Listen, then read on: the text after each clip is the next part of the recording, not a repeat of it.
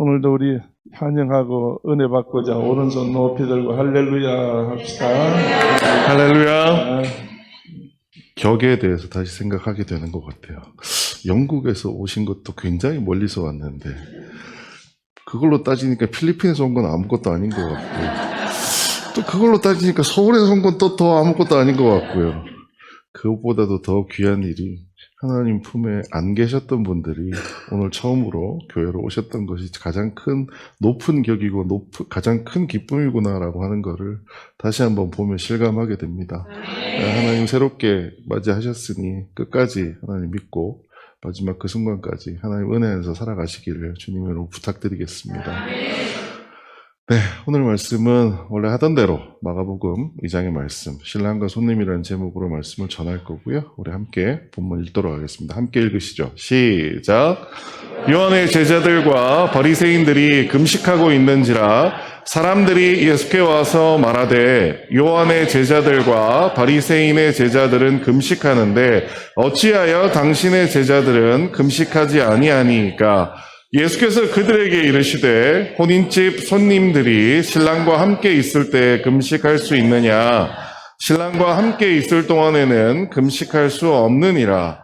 그러나 신랑을 빼앗길 날이 이르리니 그날에는 금식할 것이니라. 아멘. 다음 주에 제가 회사 일로 원주로 출장을 가게 되었어요. 그래서 회사에 있는 친구들하고 이제 출장 가는 방법에 대한 이야기를 나눴습니다. 처음에 탁 하는 얘기가 원주로 출장 가려면 어떻게 되냐면 모두가 회사로 모여서 회사차로 원주로 가자 이렇게 얘기를 하는 거죠. 4명이 가나? 네, 그렇게 가게 됐어요. 그래서 제가 물어봤습니다. 운전은 누가 하나요? 원주까지 가려고 하면 막히는 시간에 갔다 막히는 시간에 와야 되는데 그냥 모두가 다 서로를 쳐다봐요. 그래서 아 그래요? 그 운전면허 있으신 분이 누구세요? 아무도 손을 안 듭니다. 운전면허 있는 사람이 저밖에 없어요. 그럼 제가 운전을 해야 되잖아요. 전 솔직히 운전 좋아하지도 않고 잘하지도 못해요. 우리 차 가져가지 말고요. 그냥 대중교통으로 가죠. 라고 얘기했어요. 대중교통을 어떻게 하면 좋겠어요? 라고 했더니 거기 이제 제일 오래된 고차민 부장 한 분이 얘기합니다. 회사에 모여서 KTX 타고 가시죠. 뭐 나쁘지 않은 것 같았어요. 근데 KTX 타려고 그 열차의 시간을 확인했더니 여러 가지로 따졌을 때 도착 시간이 되게 안 맞는 거예요. 그래서 어떻게 하면 이거를 좀 잘할 수 있을까? KTX를 타려고 하면 막 계산해 봤더니 막 집에서 6시에 나와야 되고 막 이런 거예요. 그래서 야, 이거 어떡하지? 근데 가만히 옆에서 이야기를 듣다가 같이 가야 되는 사람이 어디에 사는지를 확인하게 됐어요. 그랬더니 한 명은 인천에 사는 사람이고요. 한 명은 서울의 위쪽인 고양시에 사는 사람이고요. 저는 서울의 남쪽인 용인에 사는 사람이고요. 모든 의견을 내고 있었던 그 부장만 회사 바로 옆에 있는 서울에 사는 사람이었어요. 목소리가 가장 큰 게 부장이다 보니까 서울에서 가는 방식에 대해서 굳이 고집을 하고 있었던 거죠. 제가 물어봤어요. 아니 굳이 서울에서 KTX를 타고 가야 되는 이유가 있어요? 그랬더니 아니 원래 그렇게 해왔는데요? 라고 얘기를 하는 거죠. 그래서 제가 뭐라고 얘기를 했냐면 KTX 교통요금을 기준으로 해서 KTX 교통요금은 어떻든 그 금액은 여러분한테 드릴 테니까 각자가 자기 집에서 원주까지 가장 빨리 오는 방법을 찾아보세요. 그랬더니 인천에서 오신 분 얘기는 인천 고속터미널에서 버스를 타면 원주까지 우리가 정해진 시간에 가면 회사에 와서 가는 것보다는 자기가 집에서 한 1시간 반 정도 늦게 와 나와도 된다라는 거예요. 제가 찾아봤어요. 저도 한 1시간 정도 늦게 가도 돼요. 고향에 사시는 분이 가장 드라마틱했습니다. 한 3시간 늦게 나와도 괜찮아요. 그래서 알겠어요. 그럼 우리 다 11시에 원주에서 만납시다. KTX 비용으로 해서 드릴게요. 그 의견을 내던 서울 사는 부장 한 분을 제외하고 모든 사람의 얼굴이 활짝 피는 겁니다. 그래서 그 부장님한테 다시 물어봤어요. 부장님, 아니 왜 이제까지 다 직원을 다 뿔뿔이 흩어져 사는데 서울로 오라고 해서 이렇게 가셨나요? 그분의 대답은 한 가지였습니다. 원래 하던 대로 그렇게 했었어요. 라는 거죠. 원래 하던 대로. 회사 생활하면서 제가 제일 힘들었던 부분, 그리고 회사 생활에 있어서 회사 생활 한 10년 정도 한 다음에 가장 크게 깨달았던 부분이 뭐냐면, 저에게 있어서 회사 생활의 가장 중요한 것은 열심이었습니다. 누가 열심히 하느냐, 누가 열심히 하지 않느냐가 정말 중요한 과제였던 거죠. 근데 한 10년쯤 하다 보니까요, 진짜 중요한 것은 열심히가 아니라 그 열심을 어떤 방향으로 하느냐라고 하는 것이 훨씬 중요하다는 걸 알게 되었습니다. 그 부장님 같은 경우에는 원래 하던 대로 엄청 열심히 하는 거죠. 왜요? 6시에 나오면 더 열심히 하는 거잖아요. 그러니까 그렇게 해서라도 원래 하던 대로 하면 된다라고 생각한 반면, 저는 열심히보다 더 중요한 게 뭐냐? 방향이 더 중요하다는 거죠. 방향이 뭐예요? 회사가 내려고 하는 비용은 어차피 정해진 거고, 그 비용 내에서 모든 구성원들이 가장 편리한 방법을 각자 구성하면 된다. 각자에게 방향을 맡겼더니 최적의 방향들이 나오게 되더라는 거죠. 하던 대로 열심히라는 거, 여러분 어떻게 생각하세요? 여러분은 어떻게 살고 계세요? 하던 대로 열심히 하고 계세요? 아니면 항상 새로운 길을 찾아서 다니세요? 사실 모든 인간은 이 일뿐만 아니라 공부도 그렇고요, 교회 생활도 그렇고요, 모든 사람의 기본 습성이 뭐냐? 하던 대로 하고 싶어 합니다. 왜요? 처음 뭔가 하는 건 어떻다고요? 두렵습니다. 떨리는 일이에요. 제가 어렸을 때 엄청나게 편식을 했습니다. 제가 편식한 이유를 나이가 들고 나서 가만히 생각해 봤어요. 제가 편식한 이유는 단 한 가지였습니다. 무서웠어요. 한 번도 먹어보지 못한 회라는 음식을 입에 넣는다는 그 첫 경험이 너무 무서웠어요. 저 지금 갈비 너무 좋아하고요, 회 너무 좋아하거든요. 근데 어렸을 때 갈비와 회를 못 먹었습니다. 왜요? 그 첫 경험이 너무 무서웠어요. 그래서 우리는 하던 대로 하는 것을 더 즐겨 하는 것이 일반적입니다. 그런데 여기에는 좀 문제가 있습니다. 하던 대로 하면 편리하니까 좋지 않을까요? 그런데 하던 대로 하는 것의 문제를 제가 발견한 이유는 이겁니다. 인간이라고 하는 존재는 무언가를 열심히 고심해서 합리적으로 선택하고 판단하는 것이 인간이라고 저는 생각했어요. 그런데 막상 살아보니까요, 저도 그렇고요, 많은 사람들이 어떻게 생각하느냐, 쉽게 혹은 하던 대로 결정한 다음에 그 결정을 어떻게 해요? 합리화하더라는 거예요. 원래 그랬어. 이게 뭐가 문제야? 괜찮아. 원래 이렇게 하는 거야. 라고 하는 것이 인간의 기본적인 속성이라는 거죠. 그러다 보니 내가 잘못된 방향으로 가고 있는지 올바른 방향으로 가고 있는지를 꽤 많은 경우 놓치게 됩니다. 자, 그런데 한국 사람의 특징은 어때요? 열심히 해요. 그러다 보니 똑같은 시간에 다른 열심히 하지 않는 사람들은 1km 갈 것을 한국 사람 몇 킬로 가 있어요? 한 2km 가 있어요. 그러다 보니 돌아와야 될 길이 그만큼 먼 것이 사실이기도 합니다. 그래서 저는 그때부터 어느 조직이나 어느 회사를 가더라도 제일 먼저 하는 것이 열심히 하는 것을 일단 내려놓으라고 얘기합니다.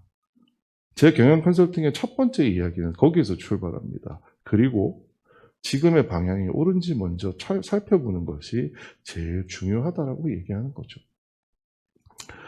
합리화하는 인간은요, 한마디로 얘기하면 눈뜬 장님입니다. 자기도 알고 뻔히 알아요. 성경에 대표적인 사람이 나오거든요. 아담이 선악과를 따먹습니다. 그 다음에 여러분 어떻게 하나요? 하나님한테 안 보이도록 어떻게 해요? 숨어요. 근데 아담은 몰랐을까요? 숨으면 하나님이 못 찾을 거라고 정말 생각했을까요? 아니요. 그냥 일단 가장 쉬운 방법인 숨는 방법을 한 다음에 하나님이 분명 못 찾을 거라고 자기를 속인 거예요. 여러분, 여러분의 삶에 있어서 어떠한 선택을 하고 어떠한 일을 함에 있어서 혹시 이렇게 하던 대로 하면서 그저 열심이라고 하는 것만 덕목으로 삼아서 이제까지 혹시 열심히 살아오지 않으셨나요? 아담의 후손인 우리는 과연 아담과 다른 인생을 살았을까요? 여러분의 회사 생활이 뭐 어땠을지, 혹은 여러분의 사회생활, 직장생활은 어땠을지 모르겠습니다만, 여러분의 신앙생활은 어떠하셨나요? 여러분의 신앙생활도 혹시 아담의 후손처럼 눈 가리고 아웅하지는 않으셨나요?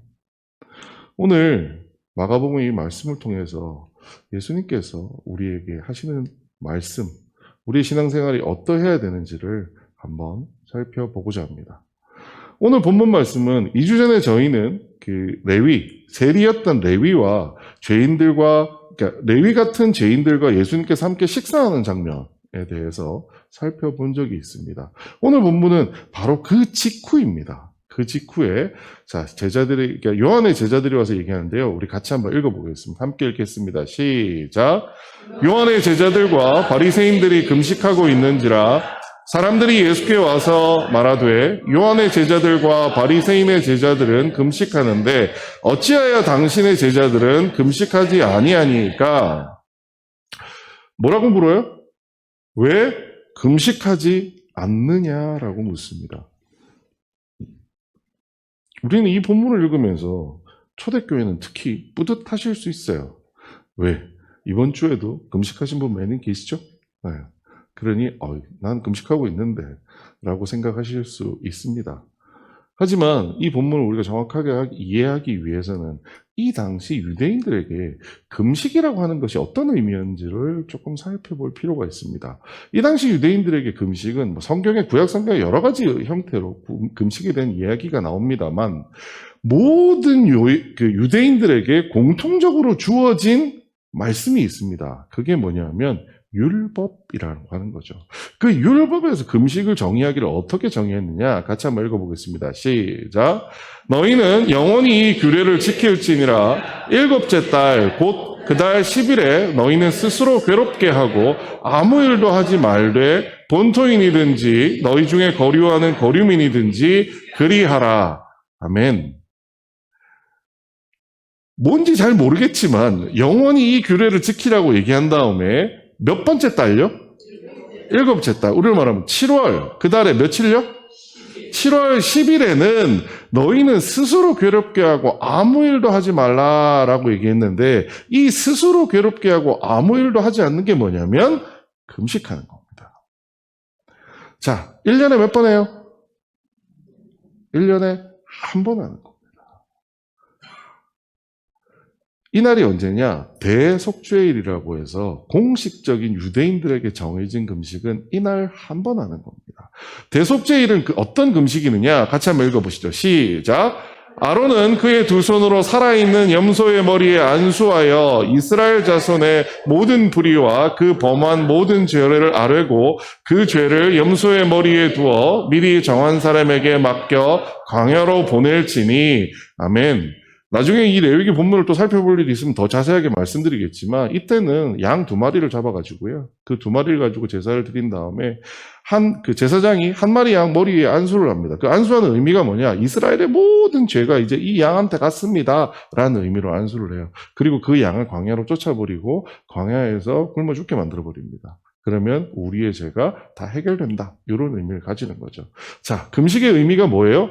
우리 죄를 용서받는 날이라는 의미입니다. 하나님, 우리에게 금식은, 그러니까 하나님께서 유대인들에게 금식하라고 말씀한 이유는 뭐냐? 회개의 의미였다는 거죠. 얼마 만에 한 번요? 1년에 한 번. 1년에 한 번 온전한 의미로 너희가 나에게 금식을 하면 너희가 지었던 모든 죄들에 대한 부분을 이렇게 해결해 줄게. 하나님이 유대인들에게 공식적으로 주신 것은 1년에 한 번입니다. 그리고 그 의미가 뭐예요? 우리가 우리의 죄를 하나님 앞에서 잘못했습니다라고 고백하는 의미였습니다. 그런데 시간이 지나면서 이 금식의 의미가 그 유대인들 사이에서 여러 가지로 바뀌게 됩니다. 그래서 예수님이 오신 시절의 금식의 의미는 이렇게 바뀝니다. 같이 한번 읽어보시죠. 시작. 바리새인은 서서 따로 기도하여 이르되 하나님이여 나는 다른 사람들 곧 토색, 불의, 간음하는 자들과 같지 아니하고 이 세리와도 같지 아니함을 감사하나이다. 나는 1회에 2번씩 금식하고 또 소득의 11조를 드리나이다 하고. 아멘. 자, 금식을 얼마 만에 한 번씩 해요? 1회가 며칠이에요? 요즘 어린 친구들은 사흘과 나흘 구별을 못 하더라고요. 자, 1회 며칠이죠? 7일. 우리로 말하면 뭐예요? 일주일에 몇 번 해요? 2번 해요. 일주일에 2번 금식하는 걸 누가 해요? 바리새인들이 일주일에 2번 금식을 했다는 거예요. 원래 하나님은 공식적으로 금식을 어떻게 하라고 했다고요? 1년에 한 번 하라고 했다고요. 근데 바리새인들은 1년에 2번 금식하고요. 사람들을 자기들은 2번 금식한다라는 거죠. 자, 그러면 그들은 왜 하나님은 1년에 한 번 하라고 했는데 일주일에 2번씩 금식을 했을까요? 바리새인들의 금식의 의미는요, 그 시절의 배경을 좀 이해할 필요가 있습니다. 지금 이스라엘은 어떤 상황이죠? 마치 한국 사람들이 일본의 식민 지배를 받듯이 누구의 지배를 받고 있어요? 로마의 지배를 받고 있어요. 로마 이전에도 수많은 외세 세력들로부터 유대인들이 하나님의 백성이라는 자부심을 가졌음에도 불구하고 떳떳하게 하나님의 백성이라고 얘기하기는 부끄러울 정도로 외세 지배를 받고 있었어요. 그러다 보니 그들의 마음속에 가장 큰 소원이 뭐예요? 해방되는 거예요. 이스라엘 백성이 다시 다윗 왕의 그때 영광을 다시 한번 되찾는 거예요. 그게 그들 마음속에 가장 큰 소원이었어요. 그러다 보니 그 당시 바리새인들에게 금식의 의미는 첫 번째는 잘못했습니다라는 의미도 분명히 있었습니다. 왜? 금식의 의미 자체가 그런 거니까요. 하지만 사실 이 뒤에 감춰있는 바리새인들의 더 숨겨져 있는 의미 하나가 더 있는데 그 의미가 뭐냐면 로마 제국에서 어서 해방시켜 주세요 라고 하는 의미가 들어있었던 겁니다. 1년에 한 번 해서 1년에 한 번 금식을 하면 로마 제국으로부터 해방되는 게 10년이 걸리는데 일주일에 2번 하면 와 많이 하니까 어떻게 돼요? 빨리 될 거라고 생각을 한 거죠. 여러분 이 생각에 대해서 어떤 생각이 드세요? 조금 전에 유대인들에게 하나님이 주신 금식의 의미가 뭐라고요? 회개하는 겁니다. 하나님께 뭔가 요구하라고 준 게 금식이 아니에요. 니네가 한 일, 잘못된 일들에 대해서 회개하라. 그것도 1년에 몇 번이요? 한 번 회개하는 것만으로 내가 너희의 죄를 용서해 주겠다라고 말씀하신 게 율법을 통해서 하나님께서 말씀하셨던 이야기입니다. 그런데 후대 바리새인들은 그 율법을 자기 나름의 열심으로 다르게 해석하기 시작한 거죠. 금식을 많이 하면 뭐가 돼요? 소원을 들어주는 거예요. 그런데 우리가 살펴봐야 될 건 이겁니다. 여러분, 용서의 권한이 누구한테 있나요? 이스라엘 백성에게 있나요? 하나님에게 있나요? 우리 모두가 다 알고 있잖아요. 용서의 권한은 하나님께 있어요. 그런데 만일에 우리가 열심히 금식을 해서 그 용서가 앞당겨지거나 용서가 더 커질 수 있다면 그 용서의 권한은 누구한테 있는 거예요? 금식에 있는 거죠. 그렇지 않나요? 우리가 빨리 해방되기 위해서는 더 많이 금식해야 돼 라는 하나님이 한 번도 약속한 적 없는 그 메시지를 가지고 바리새인들은 당대의 유대인들 앞에서 더 많이 금식해야 된다. 그래야지 우리의 해방이 우리가 로마의 압제로부터 탈출하는 것이 빨라질 수 있다. 그래서 더 많은 사람들이 그러한 일주일에 2번 금식에 참여하게 만들었던 것들이 바리새인들이 그 당시에 했던 일들입니다. 그 당시 이스라엘 백성의 생각은 어땠을까요? 내가 더 많이 금식하면 더 빨리 해방될 수 있어 라고 생각했다라는 거예요. 우리의 금식과 내가 로마로부터 해방되는 것은 연결되어 있다라고 생각했으니까요. 어떻게 보면 굉장히 경건한 생각으로 보이기도 합니다만 이 생각의 이면에는 굉장히 위험함이 있습니다. 뭐냐 하면 해방의 원동력이 마치 우리가 금식하는 것에 있다라고 착각할 수 있기 때문입니다. 금식하지 않으면 로마로부터 해방이 안 되는 걸까요? 하나님은 절대로 그런 분이 아니심에도 불구하고 바리새인들의 가르침은 유대인들로 하여금 그러한 생각을 할 수밖에 없게끔 만들어버렸던 거죠.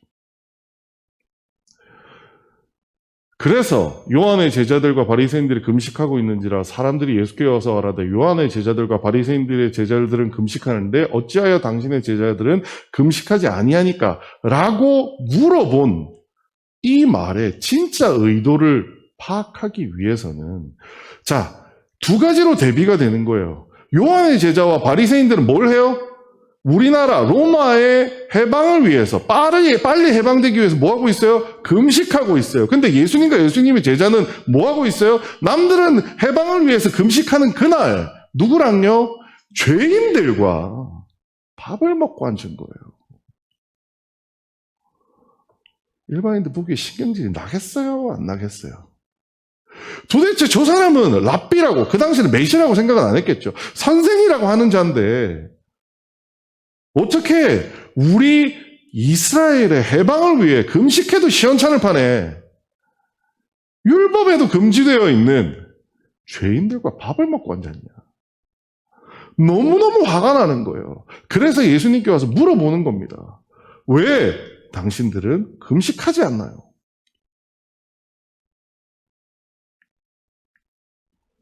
이 질문의 속에 있는 진짜 의도는 뭐냐면 당신들은 이스라엘의 해방을 원하지 않나요? 당신은 유대인 맞아요? 어떻게 유대인이라고 하면서 우리 모두가 이렇게 금식하며 해방을 기리고 있는 그날 죄인들과 쩝쩝거리며 밥을 먹을 수 있어요? 그게 그 유대인의 이야기였습니다. 예수님께 질문하는 사람의 진짜 마음속 의도였다라는 겁니다. 왜 금식 안 하나요? 이런 거 아니에요. 진짜 그 속에는 훨씬 더 큰 분노를 가지고서 예수님께 물었다라는 거죠. 우리 모두가 원하는 해방을 당신은 원하지 않나요? 그 해방을 위해서 모두가 금식하는 순간에 금식을 안 하는 것도 탓할 만한 일인데 어떻게 죄인과 밥을 먹을 수 있어요? 여러분이라도 그러지 않으시겠어요?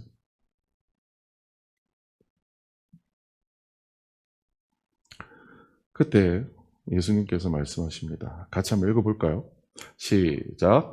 예수께서 그들에게 이르시되 혼인집 손님들이 신랑과 함께 있을 때 금식할 수 있느냐? 신랑과 함께 있을 동안에는 금식할 수 없느니라.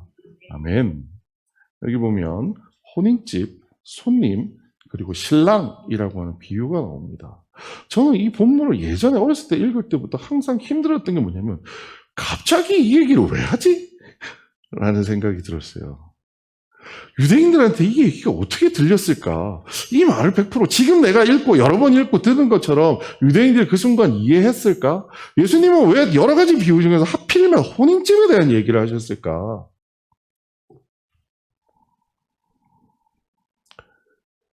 금식하는 이스라엘에게 있어서 지금 자기들의 상황은 뭐냐? 초상집입니다. 그렇지 않나요? 초상집. 근데 여러분 한번 생각해 보죠. 초상집에서 제일 중요한 사람이 누구예요? 우리나라에서 그냥 한번 생각해 보시자고요. 초상집에서 제일 중요한 사람이 누구예요? 제일 많은 일을 해야 될 사람이 누구예요? 설마 상주라고 얘기하실 거 아니시죠? 여러분 실제 초상을 당해보시면요. 상주는요. 마음이 슬프고 너무 힘들어서 별로 할 일이 없어요. 그냥 손님한테 인사하는 게 다예요. 그래서 실제 초상집에서 제일 큰일 하는 사람이 누구예요? 요즘은 많이 없어졌어요. 옛날에는 아이고 하는 사람 있었죠. 초상집에서 제일 큰일 하는 사람이 누구였냐? 곡하는 사람들이었어요. 근데 우리의 초상집과 유대인의 초상집도 참 닮아 있습니다. 그래서 유대 시대에도 곡하는 사람들을 돈 주고 사서 곡을 했다라고 해요. 이스라엘 백성에게 있어서 자기네들 지금 상황이 어떠냐? 초상집 상황이에요. 그들은 초상집에 앉아있는 손님들이에요. 그럼 그들은 뭐 해야 돼요? 곡해야 돼요. 그러다 보니 그 곡의 의미로 뭘 해요? 일주일에 2번씩 금식하고 있는 거예요. 그게 상주 대신 자기 유대인들의 머리 되는 하나님을 위한 자기들의 일이라고 생각했던 거죠. 그럴 수 있어요. 얼마나 열심히 하나님에 대한 생각이 지극했기 때문에 그런 거죠. 하나님에 대해서 별로 거들떠 보도 안 보는 사람이었다면 그렇게 안 했을 거예요. 그런 자들에게 예수님께서는 뭐라고 말씀하시느냐? 니들이 초상집에 있다고 지금 착각하는 것 같은데 하면서 뭐라고 얘기하시느냐? 이제 너희는 혼인집에 초대받은 사람이야 라고 말씀하시는 거예요. 이 의미가 어떤 의미일까요? 초상집과 다르게 혼인집은 누가 주인이에요? 신랑 신부가 주인이에요. 그렇죠? 그럼 신랑 신부가 제일 많은 일을 해요. 그렇죠? 여러분 결혼식 가셔가지고 여러분 바쁘셨어요? 결혼식 가서 하객들이 신부보다 예쁘게 입은 거 가지고 뭐라고는 해도 그렇잖아요. 손님들이 결혼식 가서 할 일 있어요? 없어요. 그냥 즐기면 돼요. 축하해주면 돼요. 밥 맛있게 먹고 오면 돼요. 예수님께서는 장면을 바꿔놓으셨어요. 너희들이 초상집에 있는 게 아니야 지금. 혼인집에 있다니까? 이 의미가 무슨 얘기예요? 해방이 이미 시작되었다라는 거예요. 너희들이 그렇게 초상집에서 곡을 하며 해방시켜주세요라고 얘기하는 게 내가 와서, 나 누구요? 예수님이 와서 어떻게 됐다고요? 시작되었다라는 거예요. 이제 뭐예요? 혼인잔치가 시작된 거예요. 그런데 그들은 여전히 뭐하고 있어요? 내가 아직 초상집에 있구나라고 생각하고 있다라는 거예요. 그래서 예수님은 혼인집 비유를 통해서 그들이 현재 발 딛고 있는 현재 상황이 이렇게 바뀌었다라고 하는 것을 상징적으로 말씀하고 계시는 거예요. 바뀌었어. 초상집이 아니야 이제. 혼인집이야. 혼인집에서는 손님은 뭐 해야 돼요? 즐기면 돼요. 일주일에 2번씩이나 금식하며 해방을 기다리는 그들이 그렇다면 왜 예수님을 알아볼 수 없었을까요? 분명히 예수님은 그 전에 수많은 기적과 수많은 말씀을 통해서 내가 너희들이 기다리던 그 메시아다라는 얘기를 많이 하셨어요. 그런데 왜 그들은 알아보지 못했을까요? 왜요? 그들이 기대한 메시아는요, 죄인들을 쓸어버리는 영웅이었어요. 저 로마 것들 가만두죠. 내 메시아라는 분이 오시면 저 로마를 확 쓸어버릴 거야. 근데 예수님은 어떻게 하셨다고요? 그 죄인과 식사를 하시고 계신 거예요. 그러니 그들 보기에 어떻게 생각돼요? 야, 저는 메시아가 아니야. 왜요? 그걸 누가 정해요? 바리새인들이 정하고 있어요. 내 메시아는 말이야. 이게 메시아야.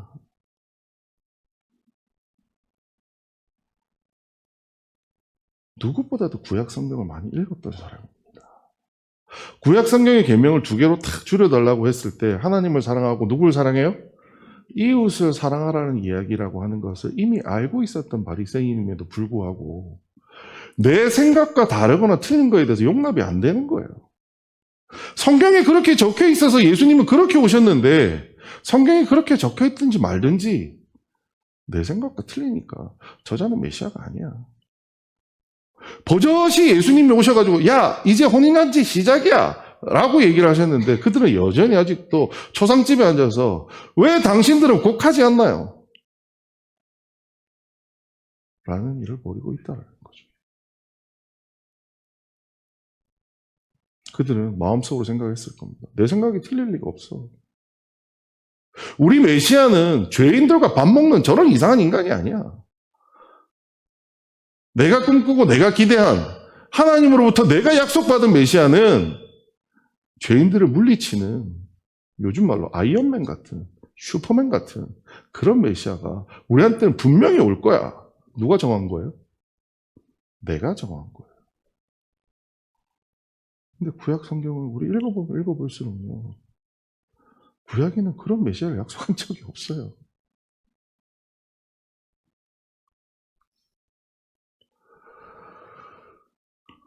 구원의 원동력이 우리의 금식이라고 착각하던 이스라엘 백성들의 하던 대로 쉽게 생각이 그러한 결론을 만들었다라는 거죠. 예수님께서 비유를 알려주는 사실을요, 정리해보자면 이렇습니다. 예수님이 오신 현재는 뭐예요? 혼인집이에요? 초상집이에요? 이제 예수님이 오셨으니까요, 메시아가 오셔서 로마로부터 너희들을, 혹은 로마뿐만 아니라 이 세상의 모든 죄의 문제로부터 너희들을 해방할 거야. 이제 시작됐어. 뭐예요? 혼인집이에요. 너희들이 이제까지 있었던 그런 초상집이 아니야. 이제는 기뻐할 타이밍이야. 라고 예수님은 이 비유를 통해서 말씀해 주고 계세요. 자, 두 번째. 혼인잔치를 여는 사람이 누구예요? 손님이 혼인잔치를 여나요? 아니요. 신랑이 엽니다. 신랑 되는 게 누군데요? 예수님이거든요. 예수님이 오셔서 이제 말하고 있는 거예요. 이제 혼인잔치가 열렸어요. 마찬가지 의미로 이스라엘의 해방을 결정하는 게 뭐예요? 이스라엘 백성의 금식인가요? 아니면 신랑 대신 예수님인가요? 예수님은 이 비유를 통해서 말씀해 주시는 것은 바로 이런 것입니다. 혼인집에서 이스라엘 백성의 역할은 뭐가 돼야 될까요? 축하하는 손님이면 됩니다. 거기서 뭔가 내가 나에게 주어진 역할 없어요. 여러분 결혼식 가서 뭐 하세요? 그냥 앉아서 밥 먹고 축하하고 박수 치고 나오면 되잖아요. 이제 혼인잔치가 시작됐는데 왜 초상집에 온 손님처럼 내가 곡을 안 하면 이 초상집에 있는 분한테 결례를 행하는 거야 라는 착각을 하고 있냐라는 거죠. 더 나아가서 예수님이 이렇게 말씀하십니다. 같이 한번 읽어보겠습니다. 시작. 그러나 신랑을 빼앗길 날이 이르니 그날에는 금식할 것이니라. 진짜 금식해야 될 때가 온다라는 거예요. 언제요? 신랑을 빼앗길 날요. 근데 이 말은 유대인들에게는 이게 뭔 소리야? 라고 들었을 거예요. 신랑을 빼앗겨요? 아니면 손님들이 집에 가요? 여러분 결혼식을 한번 생각해 보죠. 결혼식에서 모습은 신랑이 어디를 가요? 아니면 손님들이 집에를 가요? 손님들로 집에 가야 되잖아요. 근데 여기서는 신랑이 어디를 간대요? 신랑을 빼앗겠다는 의미가 뭐냐? 예수님께서는 유대인들에게 그들에게 얘기하는 거예요. 너희들이 나를 로마에 넘길 거잖아. 그때 뭐 하라고요? 금식하라는 거예요. 신랑인지도 혼인잔치가 벌어졌는데 이 사람이 신랑인지 아닌지조차도 몰라가지고 야, 너 신랑 아니야, 너는. 그게 유대 백성이라는 거예요. 그리고 로마한테 그 신랑을 떠넘긴 다음에서야 비로소 깨닫게 된다는 거예요. 뭐라고요? 아이고, 내가 신랑을 넘겼네. 그때 뭐 하라고요? 그때 금식하라고요. 왜요? 잘못했으니까요. 잘못했다고 하나님한테 비를 하는 거예요.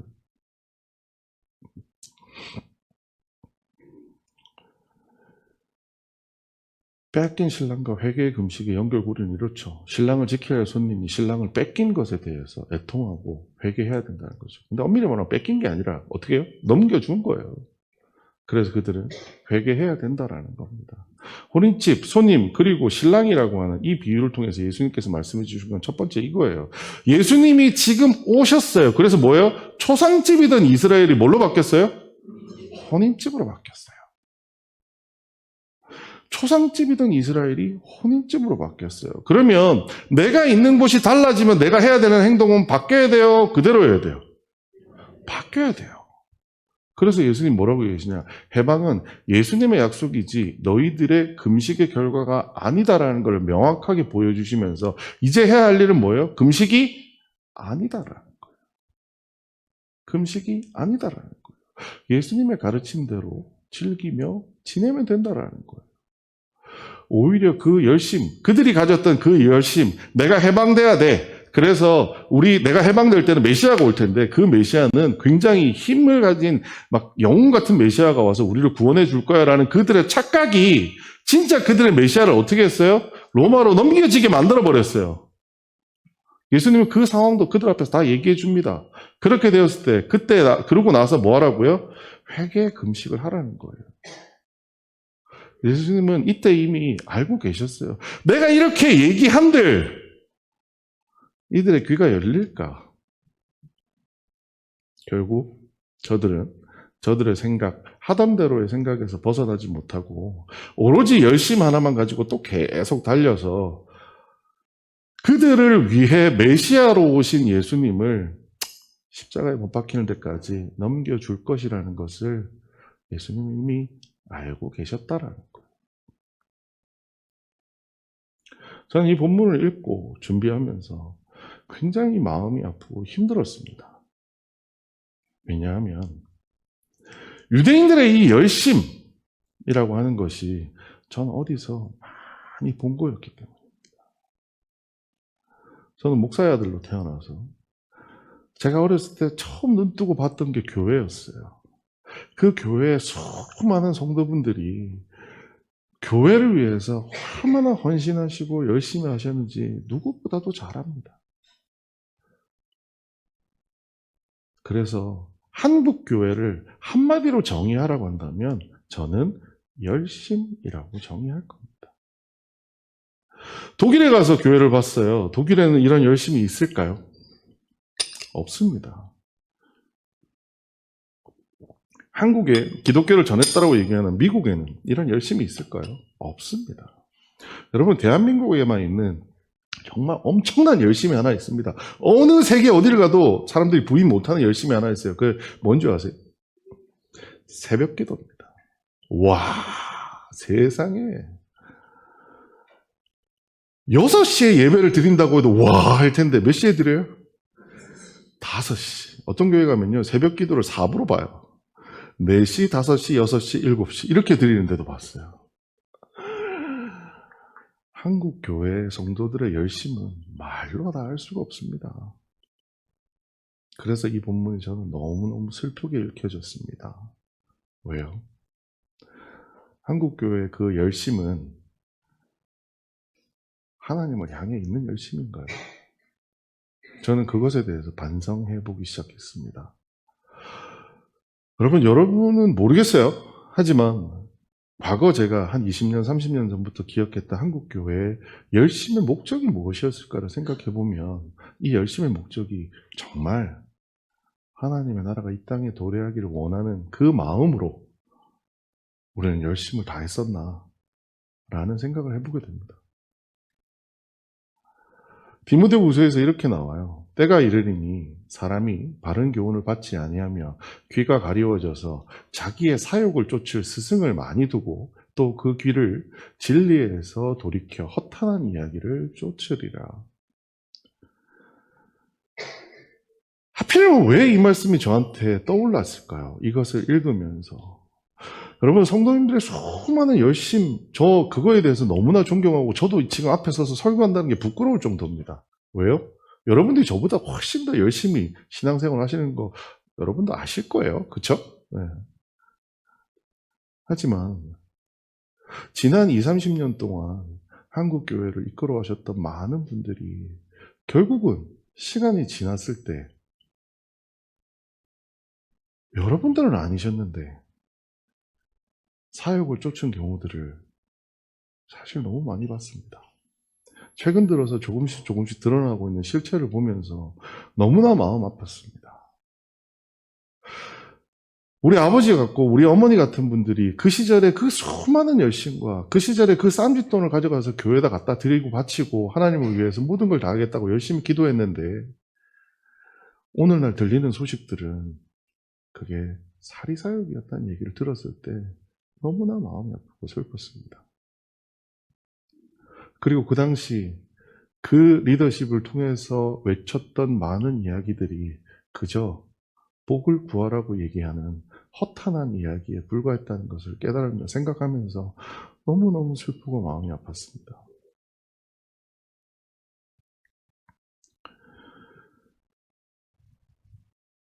지난 20년 제 머릿속에 있었던 예수님은 나를 행복하게 만드는 예수님이라고 새겨져 있었어요.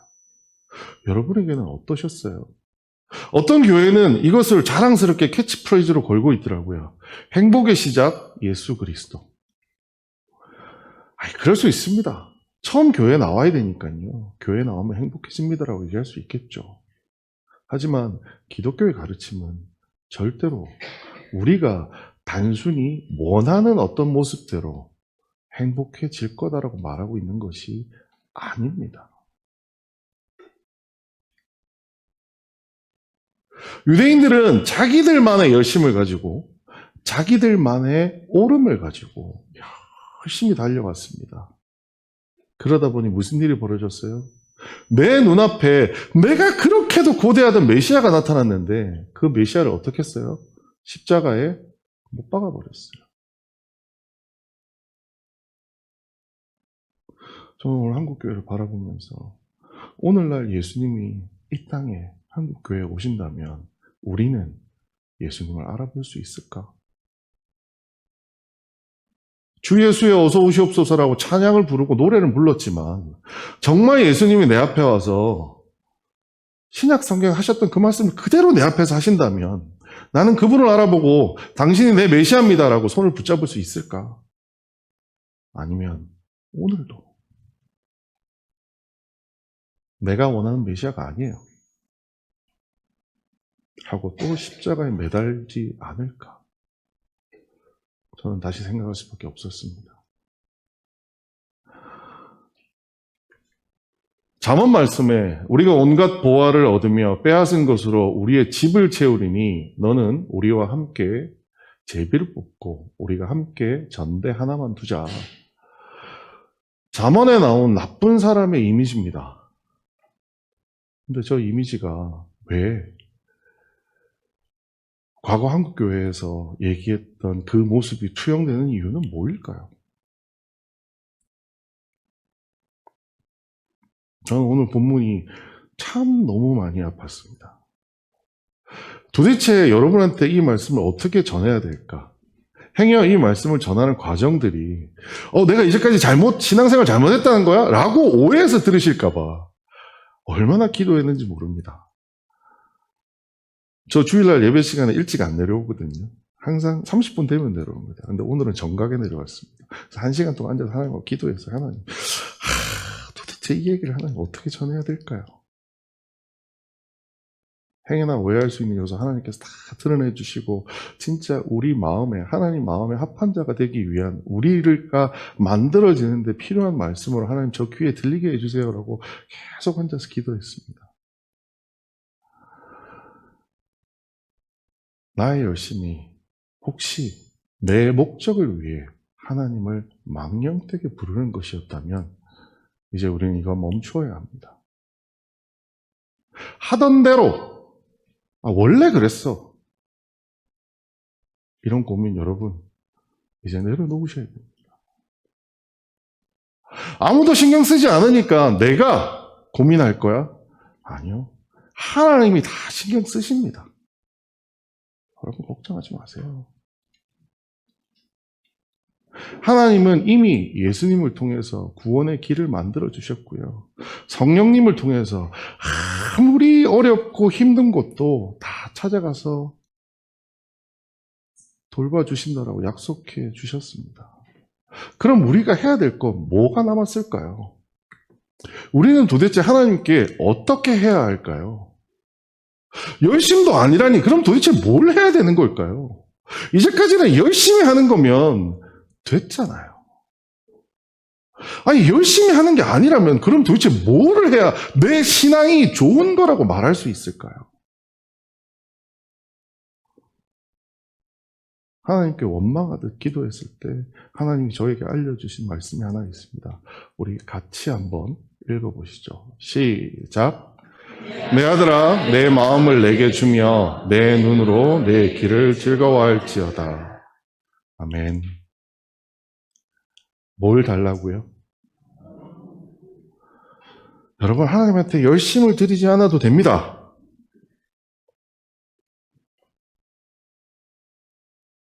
하나님은 여러분에게 열심을 원하지 않습니다. 구약 성경 여러분 읽어보시면요. 열심은 누구 거냐면 하나님의 것입니다. 하나님이 우리를 위해서 이 세상을 위해서 열심히 하고 계세요. 지금도. 근데 어줍지 않게 나의 열심을 가지고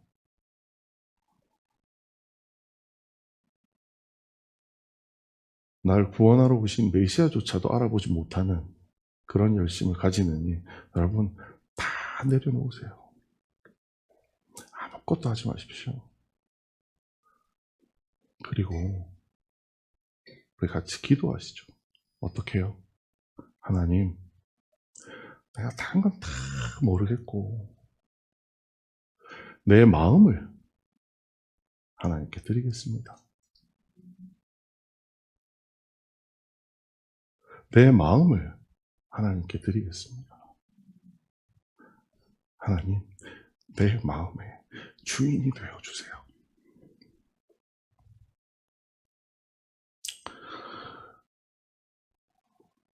아직도 교회 같은 곳을 다니냐라는 얘기를 주변에서 종종 듣습니다. 네. 떳떳하게 얘기해줘. 맞아, 난 다녀. 하지만 한편으로 마음속에 답답하고 어려움이 있어요. 왜요? 우리가 혹시 우리가 원하는 것을 이루어 주시는 하나님을 만나기 위해서 교회에 오신다면 과감하게 말씀드리겠습니다. 그냥 무당을 찾아가는 게 나을 수 있습니다. 하나님이 우리에게 원하시는 것은, 우리가 하나님과 관계 맺음에 있어서 가장 중요한 것은 내가 원하는 것을 열심을 통해서 하나님께 구하는 것이 아니고요. 하나님이 원하는 대로 내가 그 마음을 가지고 살겠다라고 하는 것이 하나님이 우리에게 원하시는 것이라는 것을 여러분 꼭 기억해 주셨으면 좋겠습니다. 오늘의 말씀이 여러분의 열심을 혹이나 폄하하거나 하는 거라고 받아들이지 않으셨으면 좋겠습니다. 여러분 열심히 하는 그 신앙의 모습이 너무나 저는 존경스럽습니다. 하지만 한번 오늘 더 우리가 함께 점검했으면 하는 것은 그 열심 속에 하나님이 계신지 한번 돌아보면 좋겠습니다. 그 열심이 행여나 나의 욕심을 향하고 있는 건 아닌지, 행여나 어떠한 내가 생각하는 어줍지 않은 오름으로 향하고 있는 건 아닌지 우리 다시 한번 생각했으면 좋겠습니다. 우리 이 본문 함께 마지막으로 읽으시고 한 곡 찬양을 하실 텐데요. 우리 본문 한번 다시 한번 읽어볼까요? 여러분의 마음을, 이 말씀을 지금 진짜 하나님께서 여러분에게 하신다라고 생각하고 같이 한번 읽어보시죠. 함께 읽겠습니다. 시작. 내 아들아, 내 마음을 내게 주며 내 눈으로 내 길을 즐거워할지어다. 아멘. 이제 우리가 하나님께 내 마음을 드리겠습니다라는 마음으로 이 찬양 우리의 고백이 되었으면 좋겠습니다. 주 예수보다도 귀한 것은 없네라는 찬양이고요. 여러분 너무나도 다 잘 아실 거예요. 이 찬양이 이제 내가 하나님께 내 마음을 드리겠습니다라는 고백으로 올려드리는 찬양이 되기를 원합니다. 사랑이 많으신 아버지 하나님을 감사합니다. 하나님의 말씀을 통하여 우리에게 새로운 사실을 보여주시니 감사합니다. 하나님, 이때까지 우리는 열심히 하나님을 믿었습니다. 하나님, 이때까지 우리의 열심은 누가 보아도 부족함이 없는 열심을 가지고 살아왔습니다. 하지만 하나님, 오늘 이 말씀을 통하여 우리에게 보여주시는 것은 열심이 아니라 우리가 우리의 마음이 어디에 있는지를 물으십니다. 하나님, 내가 행여 내 마음이 하나님을 향하고 있는 것이 아니라 나의 유익과 나의 사욕을 위하여 혹시나 내 열심을 하나님께 강요하고 있었던 거라면 하나님 이 시간 용서하여 주시옵소서. 잠언 말씀을 통해 우리에게 말씀하셨던 것처럼 네 마음을 나에게 달라고 하셨던 그 하나님의 말씀을 하나님 이 시간 우리가 깨닫기 원하옵나니 하나님 우리의 열심을 거두고 내 마음을 하나님께 온전히 올려드리기 원합니다. 하나님 내 마음을 받아 주시옵소서. 하나님이 원하는 그 마음으로 이 세상을 살아가는 진짜 그리스도인의 삶을 살아갈 수 있도록 저희들을 인도하시고 붙잡아 주시옵소서. 모든 말씀 예수님 이름으로 기도드렸습니다. 지금은 우리 주 예수 그리스도 은혜와 하나님 아버지의 크신 사랑과 성령님의 감동 감화하심과 충만하심이 마음을 들여 하나님을 기쁘시게 하는 주의 성도들 머리 위에와 주께서 피를 값주고 세우신 초대 교회 위에와 이 교회에서 오직 주의 뜻을 쫓기를 원하는 그 모든 기도를 드리는 성도들 위에 우리 선교 현장 위에 나라와 민족 위에 영원토록 함께 계시옵기를 간절히 축원하옵나이다.